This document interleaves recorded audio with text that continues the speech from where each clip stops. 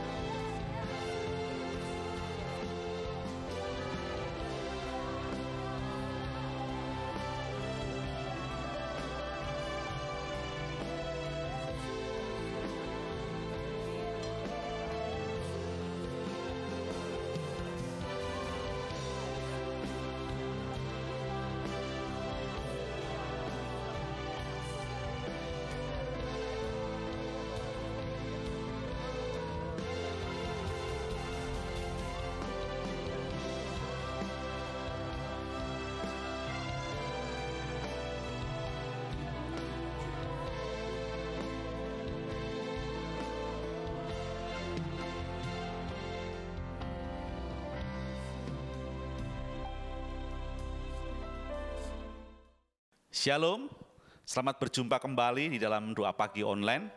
Hari ini saudara, kita masih akan belajar mengenai subtema menuai berkat di tengah krisis.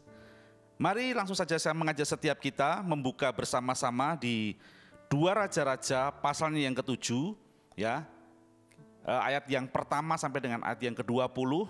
Tapi nanti saya tidak akan mengajak kita membaca semuanya, nanti sudah bisa membaca sendiri. Dan biarlah hari ini kita mau belajar, ada beberapa hal. Bagaimana kita bisa menerima berkat daripada Tuhan di tengah-tengah masa krisis atau di tengah-tengah masa yang sukar. Mari coba kita lihat 2 Raja-Raja pasal yang ke-7. Kita akan baca dulu dari ayatnya yang pertama sampai dengan ayatnya yang ke-7. Ya. Demikian bunyi firman Tuhan. Lalu berkatalah Elisa, dengarlah firman Tuhan, beginilah firman Tuhan. Besok kira-kira waktu ini sesukat tepung yang terbaik akan berharga sesikal, dan 2 sukat jelai akan berharga sesikal di pintu gerbang Samaria. Tetapi perwira yang menjadi ajudan raja menjawab abdi Allah, katanya, sekalipun Tuhan membuat tingkap-tingkap langit, masakan hal itu mungkin terjadi? Jawab abdi Allah, sesungguhnya engkau akan melihatnya dengan matamu sendiri, tetapi tidak akan memakan apa-apa daripadanya. 4 orang yang sakit kusta ada di depan pintu gerbang. Berkatalah yang seorang kepada yang lain, mengapakah kita duduk-duduk di sini sampai mati?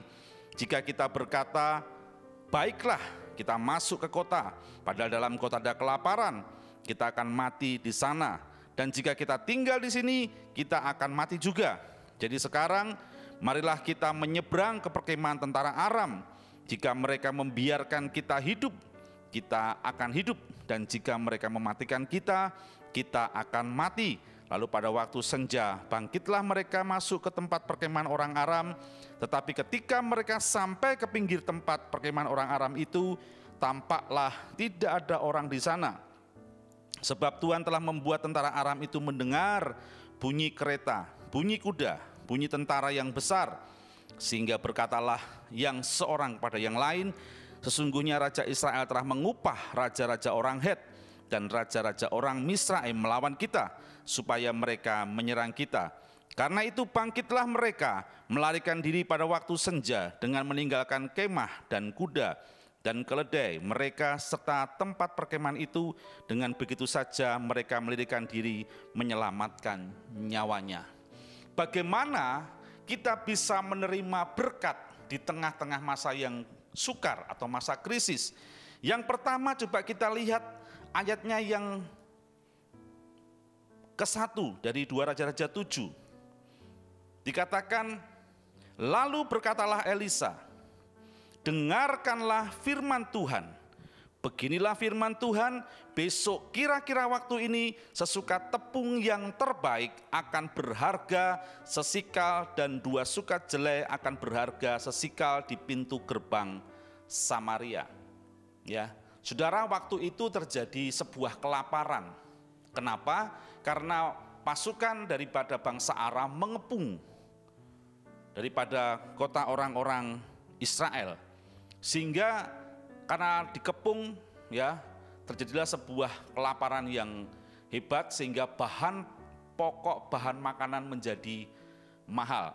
Saudara bisa nanti lihat di 2 Raja-Raja pasal yang ke-6, di situ dikisahkan mengapa sampai akhirnya terjadi sebuah krisis di negeri mereka, ya. Tetapi yang akan kita bahas di sini adalah bagaimana sekalipun di tengah-tengah yang sukar, di tengah-tengah krisis, tapi kita bisa menerima berkat Tuhan. Tadi dikatakan di ayat yang pertama, Elisa berkata, dengarkanlah firman Tuhan. Jadi yang pertama, bagaimana kita bisa menerima berkat Tuhan? Yang pertama adalah mendengarkan firman Tuhan. Cukup mendengar saja, Pak? Iya, mendengarkan firman Tuhan. Kenapa, saudara? Karena kalau hari-hari ini yang kita dengarkan adalah sesuatu atau kondisi kabar-kabar yang tidak baik, itu pasti akan melemahkan kondisi kita. Yang kita dengarkan adalah kabar-kabar yang tidak mengenakan, kabar-kabar yang menakutkan. Itu akan membuat kita menjadi tidak berdaya. Tetapi ketika kita mendengarkan firman Tuhan, seperti dikatakan dalam Roma 10 ayat 17, jadi iman timbul dari pendengaran dan pendengaran oleh firman Kristus. Hari-hari ini yang Tuhan mau kita lakukan adalah agar kita memiliki pengharapan, agar kita memiliki iman itu hanya dengan mendengarkan firman Tuhan. Karena firman Tuhan itu tidak pernah lekang oleh waktu. Firman Tuhan itu ya dan amin. Firman Tuhan itu adalah sesuatu yang luar biasa, yang akan membangkitkan iman kita. Jadi saudara, mari hari-hari ini ambil waktu, ya, ambil kesempatan dimanapun kita berada, dengarkanlah firman Tuhan. Isi hati kita, isi pikiran kita dengan firman Tuhan. Karena firman Tuhan itu nanti akan bekerja dalam kehidupan kita. Karena dengan kita mendengarkan firman Tuhan, ada iman yang muncul dalam hati kita. Tuhan pasti kasih rema buat kita untuk menghadapi situasi yang sulit. Ketika itu juga, ya, ketika mereka dalam kondisi yang tidak baik, Tuhan berkata melalui Elisa bahwa besok ada sesukat tepung yang terbaik dan harganya sesikal, dan 2 sukat jelai harganya juga sesikal. Sangat murah sekali, ya, dibandingkan dengan pada waktu itu kondisinya tidak menentu, terjadi kekeringan. Saya percaya ketika kondisi itu kering, sulit bahan pangan, maka bahan pangan itu akan melonjak tinggi. Ya, di mana sebuah barang sangat dibutuhkan, itu yang akan memicu harga menjadi tinggi. Kenapa? Karena banyak yang membutuhkan. Tetapi pada waktu itu firman Tuhan datang kepada mereka bahwa besok akan ada bahan pangan murah.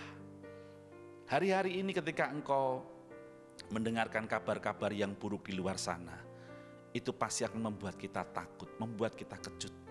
Tetapi saya percaya orang yang kesukaannya mendengarkan firman Tuhan, maka iman dalam hatinya akan muncul. Dan itulah yang akan membuat dia menjadi pribadi yang berbeda. Bukan hanya mendengar, tapi beranilah mempercayainya. Lalu yang kedua saudara, bagaimana kita bisa menuai berkat di tengah-tengah krisis dari pembacaan ayat ini saudara? Yang kedua adalah bertindak, melangkah, dan tetap memiliki sebuah pengharapan. Coba kita baca dari ayatnya yang ketiga sampai dengan ayatnya yang ketujuh. 4 orang yang sakit kusta ada di depan pintu gerbang. Berkatalah yang seorang kepada yang lain, mengapakah kita duduk-duduk di sini sampai mati? Jika kita berkata, baiklah kita masuk ke kota, padahal dalam kota ada kelaparan, kita akan mati di sana. Dan jika kita tinggal di sini, akan mati juga. Jadi sekarang marilah kita menyeberang ke perkemahan tentara Aram. Jika mereka membiarkan kita hidup, kita akan hidup. Dan jika mereka mematikan kita, kita akan mati. Lalu pada waktu senja bangkitlah mereka masuk ke tempat perkemahan orang Aram. Tetapi ketika mereka sampai di pinggir tempat perkemahan orang Aram itu, tampaklah tidak ada orang di sana. Sebab Tuhan telah membuat tentara Aram itu mendengar bunyi kereta, bunyi kuda, bunyi tentara yang besar. Sehingga berkatalah yang seorang kepada yang lain, sesungguhnya Raja Israel telah mengupah raja-raja orang Het dan raja-raja orang Misraim melawan kita, supaya mereka menyerang kita. Karena itu bangkitlah mereka melarikan diri pada waktu senja dengan meninggalkan kemah dan kuda dan keledai mereka serta tempat perkemahan itu. Dengan begitu saja mereka melarikan diri menyelamatkan nyawanya. Saudara, di saat kondisi yang sulit itu ada orang kusta yang saya percaya dia memiliki sebuah kerinduan untuk berubah. Kenapa saudara? Mereka tidak diam saja. Dan mereka berpikir, kalau aku diam di sini, aku akan mati. Kalau aku masuk ke kota, aku akan mati di sana. Dan daripada aku masuk ke kota juga mati, lebih baik kalau sama-sama mati. Aku tak ke orang-orang Aram aja, melihat di perkemahan mereka. Satu hal saudara, kita belajar dari orang-orang kusta itu. Mereka tidak berdiam diri, mereka tidak pasrah dengan keadaan, tetapi mereka bertindak, melangkah. Ya, bahkan taruhannya nyawa sekalipun, mereka tetap melangkah untuk keluar, untuk menuju kepada sumber permasalahannya. Dan apa yang terjadi ketika mereka melangkahkan kaki mereka? Ya, langkah kaki mereka itu sama Tuhan dirubah menjadi seperti sepasukan, ya, pasukan tentara yang besar yang akan menyerang orang-orang Aram, sehingga orang-orang Aram itu ketakutan saudara. Jadi poinnya saudara, dari apa yang kita baca ini, mari di tengah-tengah kondisi yang serba tidak menentu ini, tetaplah kita bertindak, melangkah. Sudah punya iman, ya, bukan hanya berhenti sampai pada punya iman, tetapi bertindak, karena iman tanpa perbuatan adalah mati. Tapi biarlah setiap kita mau bertindak seperti orang-orang kusta ini, melangkah. Ya, malah di tahun-tahun seperti ini, mari berdoa minta Tuhan hikmat. Ya, minta Tuhan buka jalan. Saya percaya ketika engkau punya kerinduan, engkau melangkah. Langkah saudara yang pertama, langkah-langkah berikutnya pasti saya percaya ada penyertaan, ada berkat Tuhan yang Tuhan nyatakan buat setiap kita, orang yang berani melangkah. Minta hikmat Tuhan supaya kita diberikan terobosan dalam pekerjaan, dalam bisnis, dalam apapun juga yang kita kerjakan. Saya percaya saudara, ketika kita berani melangkah di kondisi yang tidak menentu, maka berkat penyertaan Tuhan itu luar biasa. Karena ada kuasa Tuhan yang masih bekerja sampai hari ini. Amin. Dan saya percaya bagi orang-orang yang bertindak, Tuhan pasti akan buka jalan bagi setiap mereka. Lalu yang ketiga saudara, Apa yang dapat kita pelajari dari pembacaan ini? Coba kita lihat ayatnya yang ke-8 sampai dengan yang ke-11. Ketika orang-orang yang sakit kusta itu sampai ke pinggir tempat perkemahan, masuklah mereka ke dalam sebuah kemah, lalu makan dan minum. Sesudah itu mereka mengangkut dari sana emas dan perak dan pakaian, kemudian pergilah mereka menyembunyikannya. Lalu datanglah mereka kembali masuk ke dalam kemah yang lain dan mengangkut juga barang-barang dari sana. Kemudian mereka pergi menyembunyikannya. Lalu berkatalah seorang yang lain kepada yang lain, tidak patut yang kita lakukan ini. Hari ini ialah kabar baik, tetapi kita ini tinggal diam saja. Apabila kita menanti sampai terang pagi, maka hukuman akan menimpa kita. Jadi sekarang marilah kita pergi menghadap untuk memberitahukan hal ini kepada istana raja. Coba langsung ayatnya yang ke-16 saudara. Maka keluarlah penduduk kota itu menjarah tempat perkemahan orang Aram. Karena itu sesukat tepung yang terbaik berharga sesikal, dan 2 sukat jelai berharga sesikal, sesuai dengan firman Tuhan. Yang ketiga adalah berani bersaksi. Artinya apa? Setelah kita mendengarkan firman Tuhan, ada iman yang timbul lalu kita melangkah. Ketika kita mendapatkan apa yang kita kerjakan, beranilah bersaksi bahwa ada penyertaan Tuhan dalam kehidupan kita. Orang yang bersaksi artinya apa? Mengabarkan kabar baik kepada orang-orang yang lain. Dan melalui apa yang kita kerjakan itu, kita berharap, kita berdoa, banyak orang yang mendengarkan akan Tuhan yang luar biasa. Banyak orang akan melihat bahwa kita memiliki Tuhan yang hidup.